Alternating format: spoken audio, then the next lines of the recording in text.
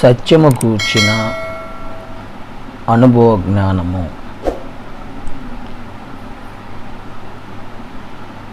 ఈ లోకంలో జీవిస్తున్నటువంటి మనుషులందరూ కూడా దేవుడు మానవాళికి అనుగ్రహిస్తున్నటువంటి సత్యాన్ని ఆలోచించాలని, దాన్ని కలిగి జీవించాలని దేవుడు ఉద్దేశిస్తున్నాడు.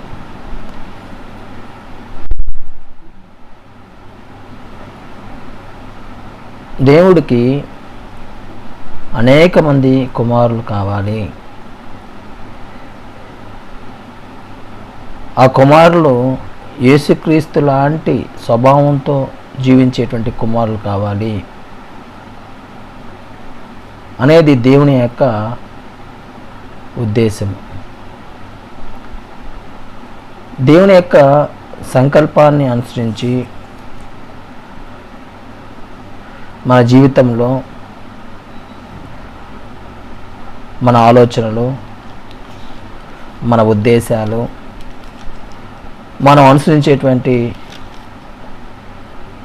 ప్రవర్తన అంతేవి కూడా ఉండాలని దేవుడు కోరుకుంటున్నాడు. యేసు ప్రభుని ఈ భూమి మీద మన కొరకు శరీరధారిగా పంపించడం జరిగింది.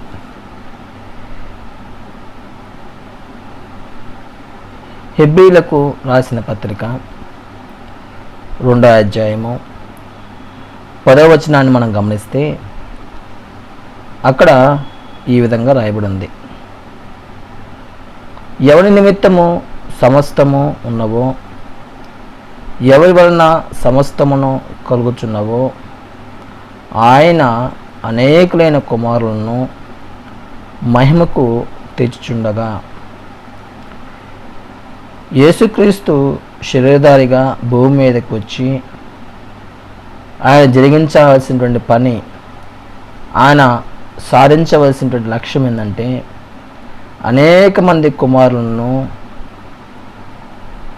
దేవుని యొక్క మహిమలోనికి తెచ్చుట. కాబట్టి ఈ ఉన్నతమైనటువంటి ఈ కార్యక్రమము తండ్రి తన కుమారుడైనటువంటి యేసుక్రీస్తు ప్రభువుకి అప్పగించడం జరిగింది. అందుకే యేసు ప్రభు ఈ భూమి మీద ఉన్నప్పుడు,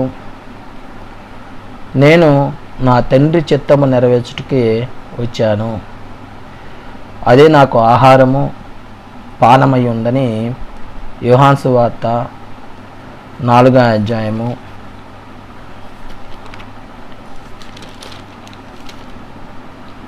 34వ వచనంలో మనం చదవగలము. కావున దేవుని యొక్క చిత్తము అనేక మంది కుమారులు మహిమకు వెళ్ళటం. అట్టి ఉద్దేశముతో, అట్టి మహోన్నతమైనటువంటి లక్ష్యముతో దేవుడు క్రీస్తు యేసు ద్వారా సంఘాన్ని ఏర్పాటు చేశాడు. ఈ సంఘంలో ఉన్నటువంటి సభ్యులు క్రీస్తులో అవయవాలై ఉన్నారు. అయితే ఈ మహోన్నతమైనటువంటి లక్ష్యాన్ని ఎవరు చేరుకోలేకపోతున్నారు, ఎవరు దీనిలో పారిభాగస్తులుగా ఉండలేకపోతున్నారు అంటే పాపములో జీవించేటువంటి వారు, పాపము చేత ఏలుబడిగా ఉండేటువంటి వాళ్ళు. పాపము వారి జీవితాల్లో దేవుడు అనుగ్రహించు మహిమను పొందలేకుండా చేసేటువంటి స్థితిని కల్పిస్తుంది. వాస్తవానికి పాపము ఏలుతున్న వ్యక్తి కూడా ఎరగనటువంటి రీతిలో ఆ పాపము అతన్ని తనకు దాసునిగా చేసుకుంటుంది. రోమపత్రిక 3వ అధ్యాయము 23వ వచనంలో గ్రంథకర్త ఆ విషయాన్ని తెలియజేస్తున్నాడు. అక్కడ ఈ విధంగా రాయబడింది, ఏ భేదము లేదు, అందరూ పాపము చేసి దేవుడు అనుగ్రహించు మహిమను పొందలేకపోతున్నారు. అంటే లోకంలో స్త్రీ అని పురుషుడని భేదం లేదు, అందరూ పాపం చేశారు. ఎలా పాపం చేశారనేది మనం ఇప్పుడు ఆలోచించటం లేదు, కానీ పాపం చేశారు. కావున దేవుడు ఏదైతే లోకమంతటికి అనుగ్రహించడానికి సిద్ధంగా ఉన్నాడో ఆ మహిమను వారు పొందలేనటువంటి పరిస్థితిలో ఉన్నారు. అంటే ఇక్కడ మనం ఆలోచించవలసిన విషయం ఏంటంటే, పాపము మనము అనుభవించవలసిన మహిమను దొంగిలిస్తుంది. మనం ఈ భూమి మీద సృష్టింపబడుటకు కారణమేంటో, మనం ఈ శరీరంలో మన ఆత్మలో నివసించటకు కారణమేంటో ఎరగకుండా జీవించేటువంటి స్థితిలోనికి ఈ పాపం మనల్ని తీసుకెళ్తుంది. సాతాను అంత ప్రభావంగా మనుషుల జీవితాల్లో పనిచేస్తున్నాడు. మనుషులు దాన్ని గుర్తిస్తే అది వారికి మేలు. వారి ఆత్మలు నిత్య మహిమలో పాలిభాగస్తులు అవడానికి, వారు సదాకాలము ప్రభుతో జీవించడానికి గొప్ప ఆ ఔన్నత్యాన్ని, ఆ స్థితిని చూసేటువంటి అవకాశం ఉంటుంది. ఇక్కడ ఎవరైతే పాపము నుండి దూరం అవుతారో, పాపమును అసహించుకుంటారో, క్రీస్తు యేసునందున్నటువంటి నీతి ద్వారా వారి యొక్క విశ్వాసాన్ని కొనసాగిస్తారు, అలాంటి వారికి మాత్రమే ఇది దక్కుతుంది. ఎందుకంటే దేవుడు అజ్ఞాన కాలమందు చూడనట్టుగా ఉన్నాడు. కానీ ఇప్పుడైతే అందరూ అంతటను మారు మనసు పొందవాలని ఆజ్ఞాపిస్తున్నాడు. ఇక్కడ మారు మనసు పొందటము అవసరం ఈ భూమి మీదటువంటి ప్రజలందరూ కూడా. మారు మనసు పొందితే మహిమను చూస్తారు, మారు మనసు పొందకపోతే నిత్య నరకాన్ని చూస్తారు. పేతురు కూడా ఈ విషయంలో దేవుడి మాటగా మనకి తెలియజేస్తున్న సమాచారం ఏంటంటే, పేతురు రాసిన 2వ పత్రిక 3వ అధ్యాయము 9వ వచనంలో ఈ విధంగా రాయబడింది, కొందరు ఆలస్యమని ఎంచుకున్నట్లు ప్రభు తన వాగ్దానమును గూర్చి ఆలస్యము చేయవాడు కాడు గాని ఎవడునూ నశింపవలనని ఇచ్చేయింపక అందరూ మారు మనసు పొందవలని కోరుచు మీ ఎడల దీర్ఘశాంతం గలవాడై ఉన్నాడు. యేసు ప్రభు ఈ భూమి మీదకి వచ్చిన నాడు దేవుడు ఎందుకు ఈ లోకాన్ని సృష్టించాడో, ఈ లోకం సృష్టించడంలో దేవుని యొక్క మనసు ఏంటో అవన్నీ కూడా నెరవేర్చబడబోతున్నాయి. ఈ లోకానికి యేసు ప్రభు 2సారి వచ్చినప్పుడు ఈ లోకానికి తీర్పు జరిగింది. ఎవరైతే ఈ లోకంలో క్రీస్తు యేసునందు దేవుని నీతిని అనుసరించి జీవించిన వారు మహిమలో పాలుభాగస్తులు అవుతారు. ఎవరైతే సువార్తకు లోబడకుండా అవిశ్వాసంగా జీవిస్తూ దేవుని ఎరగకుండా ఉన్నటువంటి వారందరూ కూడా నిత్య నరకానికి దేవుడు పంపిస్తాడు. ఇది వాస్తవము. ఎందుకంటే గ్రంథము స్పష్టంగా చెబుతుంది, ఎవడు నశింపవలనని ఇచ్చింపక అందరూ మారు మనసు పొందవలని. దేవుడే మాటగా మనకి ఈ విషయాన్ని పేతురు తెలియజేస్తున్నాడు. ఆయన మీ ఎడల దీర్ఘశాంతం గలవాడి ఉన్నాడు. దేవుడు కనికర సంపన్నుడు. మారు మనసు పొందడానికి అవకాశం ఇస్తున్నాడు. లోకంలో వాళ్ళందరికీ అవకాశం ఇస్తున్నాడు దేవుడు మారు మనసు పొందడానికి. అలాగే క్రీస్తులో రక్షింపబడి విశ్వాసంలో బలపడుతూ పరిశుద్ధపరచబడేటువంటి కార్యక్రమంలో మనము క్రీస్తు యొక్క స్వభావాన్ని వృద్ధి చేసుకోవడానికి, దినదినము ఆయన స్వభావంలో మనము ఎదగటానికి దేవుడు సమయాన్ని ఇస్తున్నాడు ప్రతి ఒక్కరి జీవితాల్లో. మనం ఈ భూమి మీద బ్రతికున్నాము అంటే మనం ఇంకా నేర్చుకోవాల్సినవి, ఆలోచించవలసినవి, ఇంకా మన జీవితంలో దిద్దుకోవాల్సినవి ఉన్నవి అని అర్థం చేసుకోవాల్సిన ఆవశ్యకత ఉంది. మనము సంపాదించడానికో, కూడబెట్టడానికో, లేదా ఇంకా భౌతికమైనటువంటి విషయాల్లో ఎదగటానికో మనము ఈ భూమి మీద జీవించటం లేదు.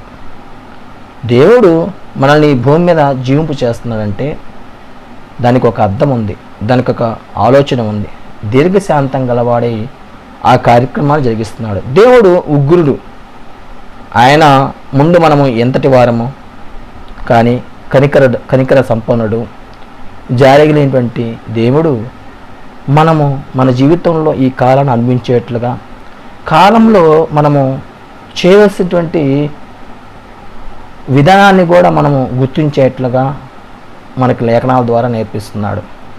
మన గురి, మన ఆలోచన, మన యొక్క దృక్పథము క్రీస్తు స్వారూప్యంలో పెంపారబడటము, ఆయన స్వభావంలో ఎదుగుతున్నప్పుడు ఆ స్వభావాన్ని బట్టి, ఆ స్థితిని బట్టి ఆనందిస్తూ జీవించేటువంటి వైఖరిలో మనం బ్రతకటమే మనకున్నటువంటి గొప్ప ధన్యత.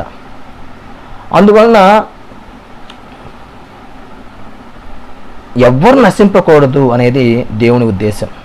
అయితే మనుషులందరి వల్ల దేవుడు కోరుకుంటుంది, మనుషులందరి వల్ల దేవుడు ఉద్దేశిస్తుంది ఏమిటంటే, నాలుగవదిగా మనం ఆలోచిస్తున్నాం ఇప్పుడు. దేవుని సంకల్పం గురించి ప్రతి ఒక్కరూ ఎరిగి బ్రతకాలి. ఆయన సంకల్పం విషయంలో అనుభవ జ్ఞానం కలివారుగా ఉండగలగాలి.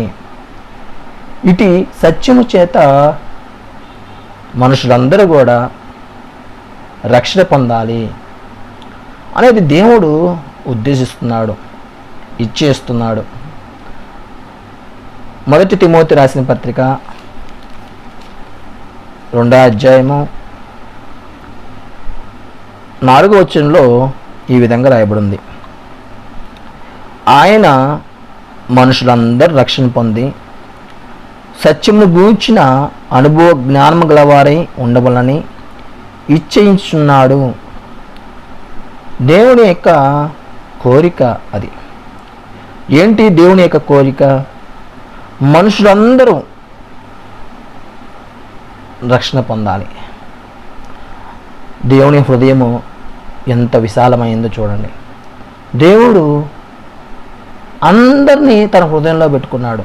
ఎవ్వరు కూడా దేవునికి తక్కువ కాదు, ఎక్కువ కాదు. దేవుడు అందరినీ తన హృదయంలో ఉంచుకున్నాడు. ఆయన హృదయంలో వారికి స్థానం ఇస్తున్నాడు. ఎందుకంటే తన స్వరూపంలో, తన పోలికలో మనం సృష్టింపడ్డాం. భూమి మీద పుడుతున్నటువంటి ప్రతి పాప కానీ బాబు కానీ దేవుని స్వరూపంలోనే, దేవుడి పోలికలోనే పుడుతున్నారు. వారికి దేవుడు శరీరాన్ని ఇచ్చాడు తల్లిదండ్రుల ద్వారా.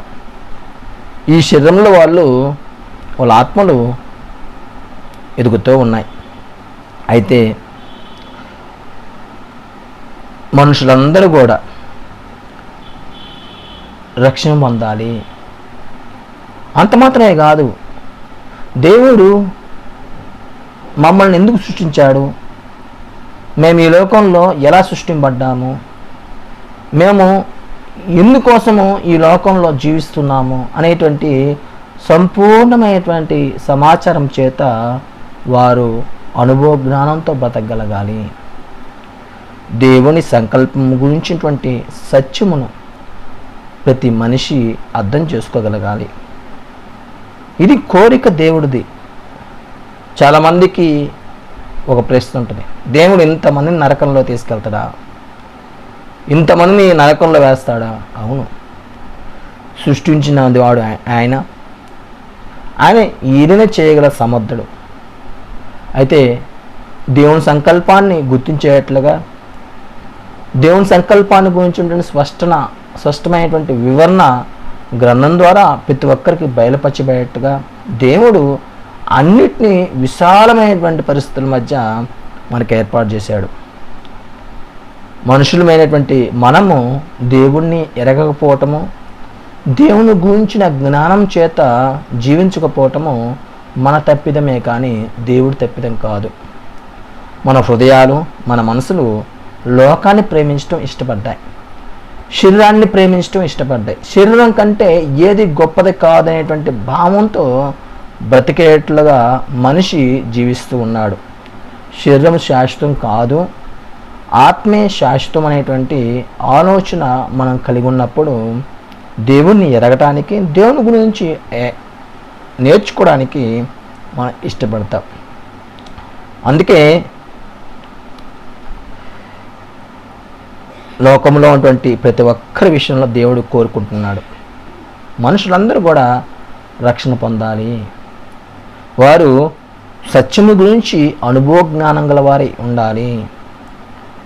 ఇంత ఉన్నతమైనటువంటి ఉద్దేశంతో దేవుడు యేసు ప్రభువు ద్వారా పని జరిగిస్తున్నాడు మనం ఆలోచించగలగాలి.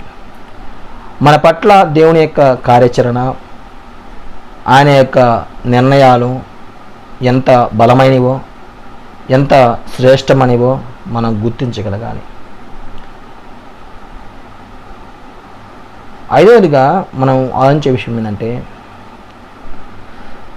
దేవుని సంకల్పము అంగీకరించటము, దేవుని సంకల్పమును తృణీకరించటము మన చేతుల్లోనే ఉంది.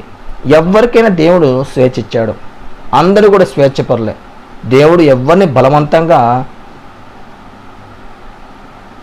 తీసుకొచ్చి తన సంకల్పాన్ని ఒప్పింపు చేయడు. ఇష్టపడి అంగీకరించి దేవుని సంకల్పాన్ని ఆలోచించగలగాలి, ఆ సంకల్పాన్ని బట్టి జీవించడానికి నిర్ణయాలు తీసుకోగలగాలి. ఎవరైనా సరే ఈ భూమి మీద దేవుడు లేడనేవారు ఉన్నారు, దేవుణ్ణి ఉన్నాడని చెప్పినప్పటికీ వారు వేరే వాటి విషయంలో ఆరాధించేటువంటి క్రమంలో వాళ్ళు పోతున్నారు. లోకంలో భయంకరమైనటువంటి పాపంలో బతికేటువంటి వాళ్ళని మనం చూస్తున్నాం. ఇంత దారుణమైన పరిస్థితుల మధ్య దేవుడు దీర్ఘశాంతం గలవాడై, కనికర సంపన్నుడై, వారికి ఇచ్చిన స్వేచ్ఛను వారు ఆ స్వేచ్ఛను బట్టి జీవిస్తూ ఉండగా, తన్ను అంగీకరించేవారు ఎవరున్నారో, తన్ను వెతికేవారు ఎవరున్నారో వారి కొరకు దేవుడు ఈ లోకం అంతటిని నడిపిస్తున్నాడు. ఈ లోకంలో ఉన్నటువంటి ప్రతి కార్యము దేవుడు జరిగించేటువంటి ఆ సంకల్పం బట్టి ఉందనేది మనం అర్థం చేసుకోగలగాలి. అందుకే రోమపత్రిక 8వ అధ్యాయము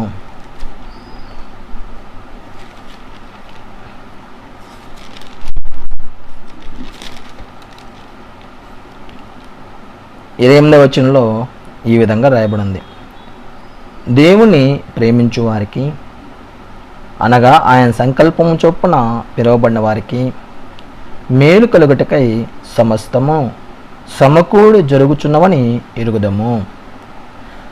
దేవుణ్ణి ప్రేమించేవారు కొద్దిమందియే, అందరూ ప్రేమించలేరు దేవుణ్ణి. కారణం ఏంటంటే, దేవుడు అదృశ్యుడు, భౌతిక నేత్రాలతో కనపడేవాడు కాదు. మనుషులు చూస్తేనే నమ్ముతారు. మనుషులు కళ్ళతో చూసిన వాటినే దేవుడుగా భావించే పరిస్థితి ఉంటుంది. కాబట్టి దేవుడు అదృశ్యుడు. తన కుమారుడు యేసుక్రీస్తు ఈ భూమి మీదకి వచ్చి శరీరధారిగా దేవుని గురించి బయలుపరిచినా కానీ గ్రహించేటువంటి హృదయము, మనసులు మానవాళికి లేదు. అంచేత ఎవరు ప్రేమిస్తారు దేవుణ్ణి అంటే, చాలా కొద్ది మంది మాత్రమే ప్రేమిస్తారు. వీరు ఎలాంటి వారంటే మనోనేత్రాలు వెలిగింపబడిన వారు. వాళ్ళ మనసులతో వాళ్ళ హృదయంతో దేవుని చూస్తారు. దేవుడు చెప్పేటువంటి ప్రతి విషయాన్ని ఆలోచించి అర్థం చేసుకొని జీవించడానికి ప్రయత్నం చేసేటువంటి వారు. విశ్వాసము అనేటువంటి గొప్ప ఉన్నతమైనటువంటి ఆ మార్గంలో వీరి జీవితాన్ని కొనసాగిస్తూ ఉంటారు. వీరు దేవుని సంకల్పాన్ని బట్టి పిలువబడిన వారు. వీళ్ళకి మేలు కలగటకై సమస్తము సమకూడి జరిగేట్లుగా దేవుడు చేస్తున్నాడు. అది మీరు ఎరుగుదురు అనేటువంటి మాటను, లేదా మనం ఎరుగుదుము అని పౌలు వారిని తన్ను కూడా మనసులో పెట్టుకొని అన్నటువంటి ఈ మాట మనం గుర్తించగలగాలి. అంటే సమస్తాన్ని దేవుడు జరిగించేది దేవుని ప్రేమించే వారి కొరకే. ఈ లోకంలో ప్రతిదీ కూడా దేవుడు ప్రేమించే వారి కొరకే దేవుడు సమస్తాన్ని జరిగిస్తూ ఉన్నాడు. ప్రతి కార్యం వెనకాల దేవుడు కుమారుల యొక్క మహిమ దాగి ఉంది. ప్రతి ఉద్దేశం వెనకాల దేవుడు కుమారుల యొక్క నిత్యజీవము ఉంది. ఇది మనం అర్థం చేసుకోగలగాలి, ఆలోచించగలగాలి. ఎందుకంటే దేవుని సంకల్పము అంగీకరించకపోవటం అనేది ఎవరి హృదయానికి మనస్సుకి సంబంధించిన విషయం. వారు అంగీకరిస్తే దేవుడు వారిని ఏలుతాడు, యేసుప్రభు వారిని ఏలుతాడు. పరిశుద్ధాత్ముడు వాళ్ళ హృదయాల్లో దైవ నియమాలను రాస్తాడు, దైవ స్వభావాన్ని ముద్రిస్తాడు. అంగీకరించకపోతే పాపము వారి జీవితంలో ఏలుబడి చేస్తుంది. సాతాను వాళ్ళని పరిపాలిస్తాడు. సాతాను రాజ్యంలో వారు ఈ పాపముల చేత జీవిస్తూ జీవితాంతము కూడా పాపాన్నే స్నేహిస్తూ పాపమునే వారి జీవితంలో ఒక భాగంగా చేసుకుని పోతూ ఉంటారు. చనిపోయిన తర్వాత పాపులందరికీ దేవుడు ఏదైతే నిర్దేశించాడో అక్కడికి వారు వెళ్తారనేది వాస్తవమైనటువంటి విషయం. అందుకే యేసుప్రభు వారు ఈ భూమి ఉన్నప్పుడు చెప్పేటువంటి మాటను మనం జ్ఞాపం చేసుకుంటే, యోహాను సువార్త 8వ అధ్యాయము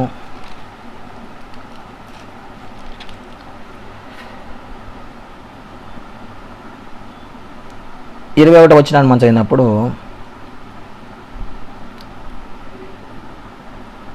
మరి ఒకప్పుడు ఆయన నేను వెళ్ళిపోచున్నాను, మీరు నన్ను వెతుకుదురు కానీ మీ పాపంలోనే ఉండి చనిపోదురు, నేను వెళ్ళే చోటికి మీరు రాలేరని వారితో చెప్పాను.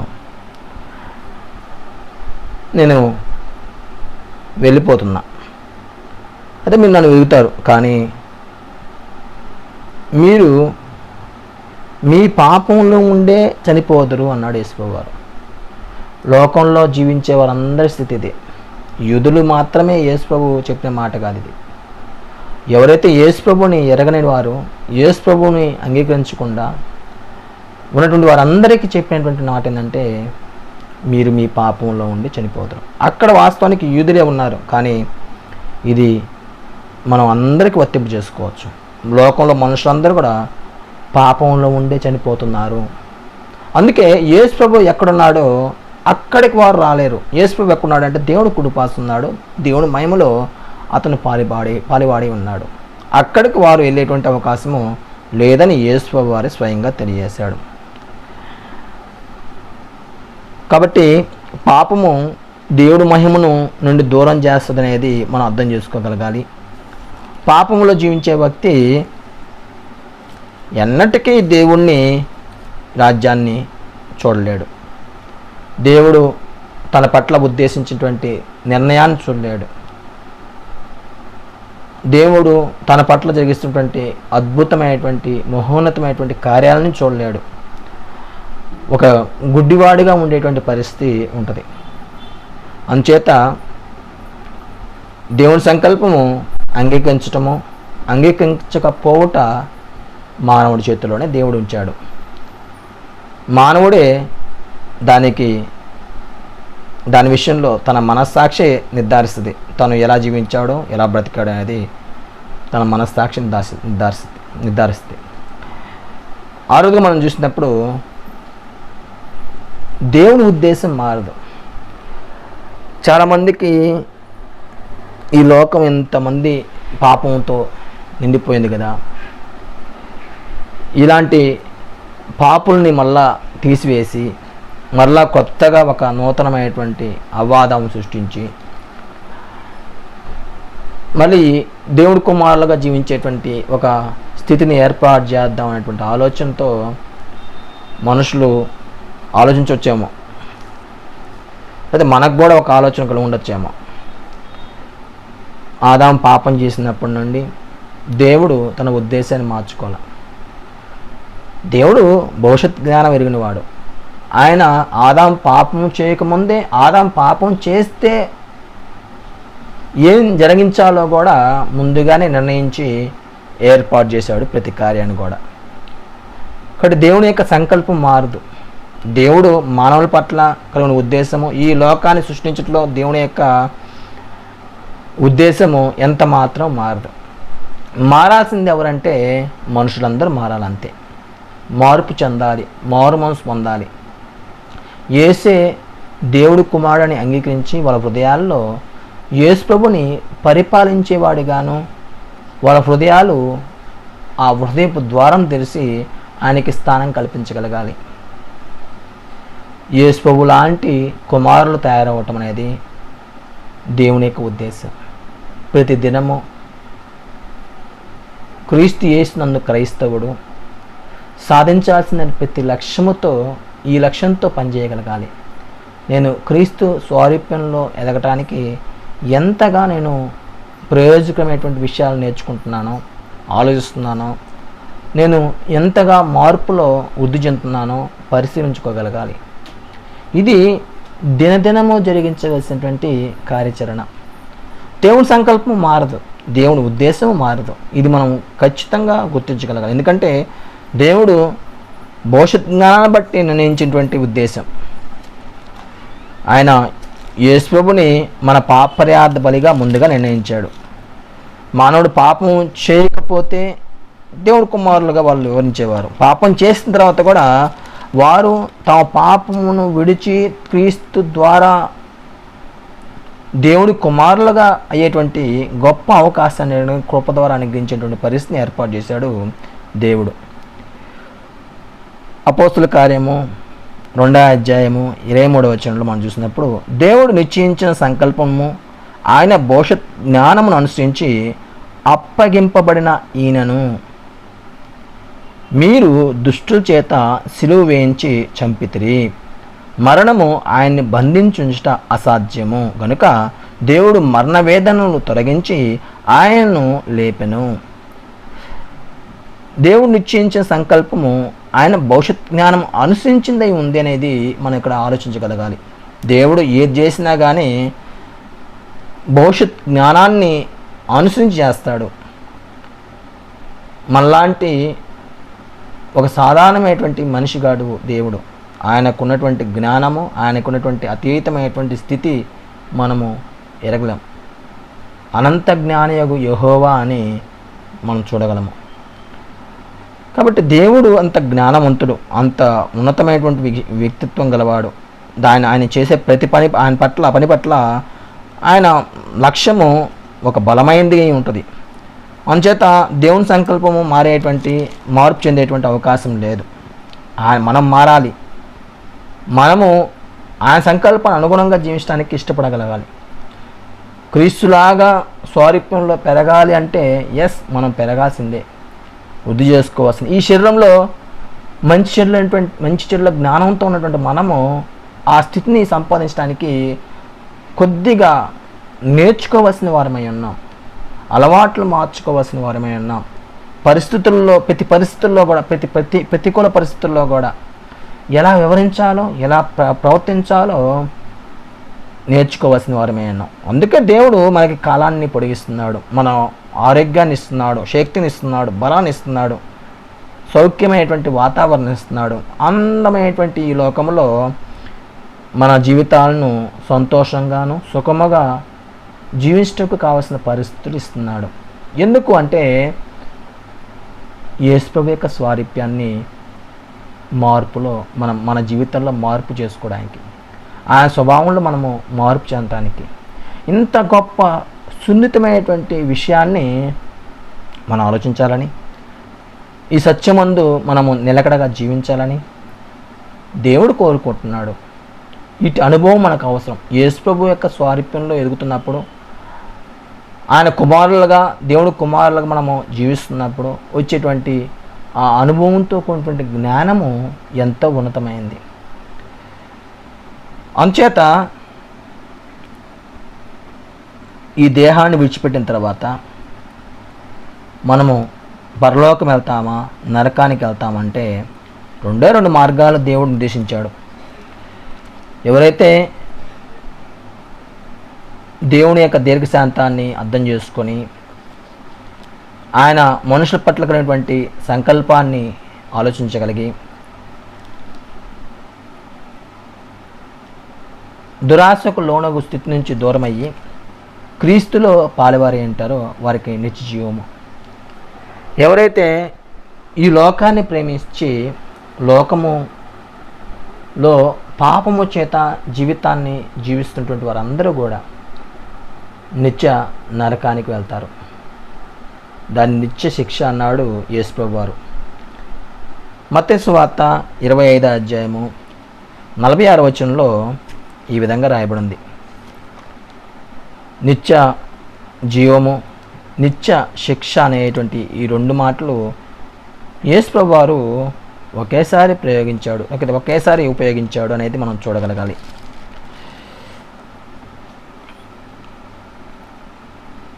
ఇరవై అధ్యాయము 46వ వచనం. వీరు నిత్య శిక్షకును నీతిమంతులు నిత్య జీవముకును పోదురు.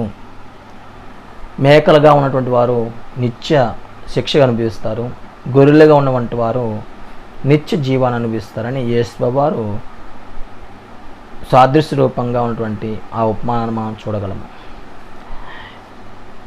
అందువలన మనం ఒకసారి పరిశీలించాలి. సత్యము గురించి అనుభవ జ్ఞానాన్ని పెంచుకుంటున్నామా? మనల్ని సృష్టించిన వ్యక్తి అనగా దేవుడు అనుగ్రహిస్తున్నటువంటి సత్యం విషయంలో, మన మేలు కొరకు అనుగ్రహిస్తున్నటువంటి సత్యం విషయంలో అనుభవాన్ని పెంచుకోవడానికి ఎంత మాత్రం మనం కృషి చేస్తున్నామో, ఎలా జీవించడానికి ప్రయత్నం చేస్తున్నామో మనం ఆలోచించగలగాలి.